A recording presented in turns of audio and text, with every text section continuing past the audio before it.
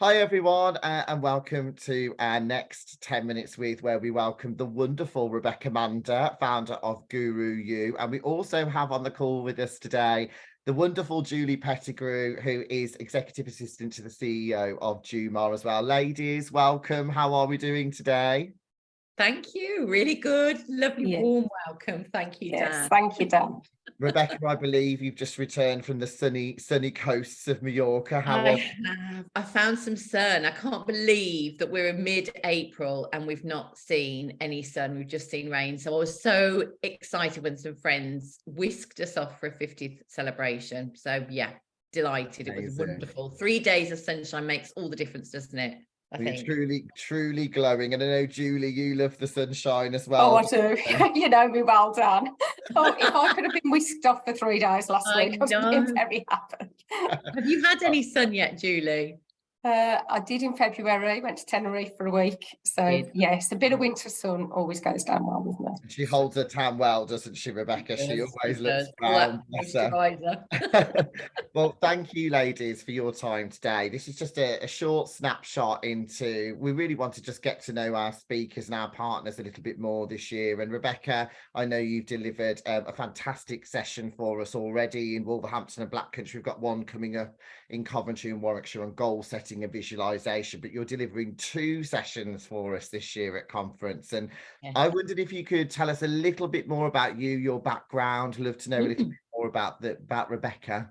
Certainly. Well, I'll try and do it quickly because I know it's a short call, but so basically I was the managing director of a multi-million-pound company in 2007 when we lost our youngest son, Charlie. So I really understood what it was like as a leader to need to look the part and be, you know, functioning and supporting a team of people when internally you're falling apart. And we also had the 2008 crisis, and I was newly appointed managing director. So with other challenges that I won't go into now, but we had to grow the business very quickly, and which we did do. From a very poor position to a brilliant position in 2014. And I thought, actually, I'd like to do more. Lots of people have been asking me, how did you keep going? How did you lead that team? How did you grow that business when your personal life was actually in tatters? And so I was helping people, including the psychologist. I was helping train other psychologists, and I found real benefit and value in that, and so decided to retrain at Warwick University and became a coach. And then my imposter got in the way. I'd been the only woman on a board of 40, and so there was part of me saying, well, what can you possibly add to any business? You know, who are you to go in and help? And so I played it very safe and stayed in the education sector, where they thought coaching was brand new and sparkly, and anything I said, anything that came out of my mouth, I'd get a round of applause. So and it was only when I joined the NatWest Accelerator program for entrepreneurs, I realized I was really playing small, and I should be brave and put my big girl pants on, and I did. And now I'm working with the likes of Jumar. So there you go. And I support executives and through setback, but also I'd say 95% of my work is through leadership coaching. So is that where you met Julie then? Yeah. So Wendy, the CEO of Jumar, and I met on a networking event. Just shows how fabulous these events are, you know, and how important they are. And Wendy was so passionate about her team and her people.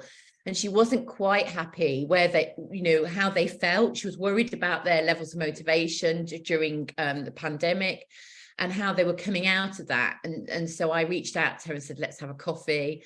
And she said, well, I like you, but my senior leadership team need to like you too. And so she put me on this daunting webinar. I remember it now thinking, oh, I'm going to impress 12 people. If I don't, I'm out.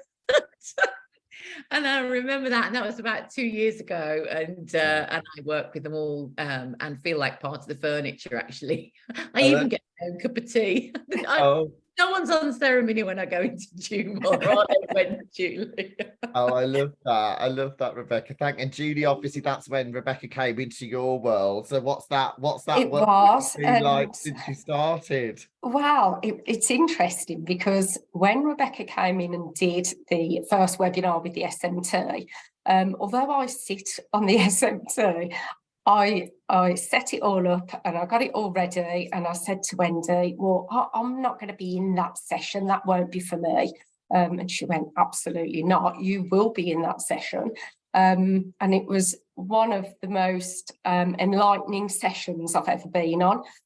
So we did that first one, and it was actually after that I realised that I needed some one-to-one coaching from Rebecca, because, you know, my imposter was terrible, and it was very evident it was terrible because I actually questioned me being on the SMT one in the first place.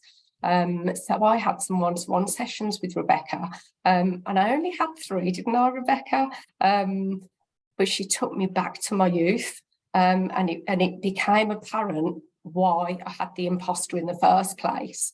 And she taught me how to be in the here and now and stop looking backwards, look from today and look forward. And you have earned your place at that table. And it was really, honestly, I can't tell you how powerful it was. Amazing. Well, I know that you're both going to touch on imposter phenomenon at the conference on the main stage. And Julie, thank you for being brave, and thank you. Definitely. You know, well, I haven't done it yet, Dan. No, but it's so powerful to hear the story from both sides, from the coach and the coachee. And I think that the people at the conference will benefit so much from hearing Julie's story. And you can see, can't you? You can just see when she's talking, her energy, how you can see the difference. But Julie was a pleasure to coach because she worked at it. That's why it only took 3 sessions, because she worked so hard. She's so brave. I definitely wanted the results. And I think we do think of coaching, you know, a lot of people do think of it as a long-term investment, but actually it goes to show that if there is really something that you are really keen to focus on, that it doesn't necessarily, you know, you've got an amazing relationship and that is continuing and you're working together on different projects, I'm sure, within Jumar. But, you know, it just goes to show, Julie, that how many people would have sat there and said that they have managed to have the tools to overcome the imposter phenomenon in 3 sessions. That's amazing. Yeah, well, Rebecca is amazing, I have to say. Awesome. So thank you. And in the afternoon, Rebecca, you're going to be doing another session, aren't you, which is about self-awareness. Can you tell us a little bit about that? Yes, so we're building on the imposter phenomenon. One of the ways to reduce imposter phenomenon is to be self-aware, and quite often we're self-critical, but we're not self-aware. And self-awareness is different to self-belief, so we'll look at the difference between those 2 things. But we selectively attend as human beings because of our freeze, fight, flight phenomenon that's built into us from cave, prehistoric times.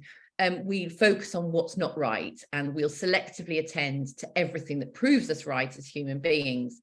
So we notice when we're not invited to a meeting, or we notice when no one asks us a question, or we notice all that because it proves us right that we shouldn't be there in the first place, sort of thing. And so self-awareness is where you understand a little bit more about your strengths.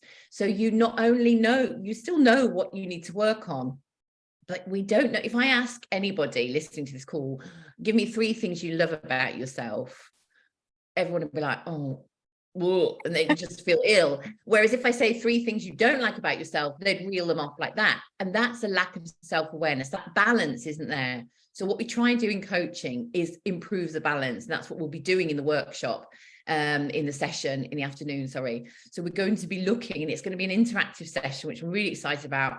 Definitely everyone who comes in the room will leave the room with something they didn't know about themselves, which is really exciting, and hopefully more self-aware, so that they can then have that evidence to prove their imposter wrong.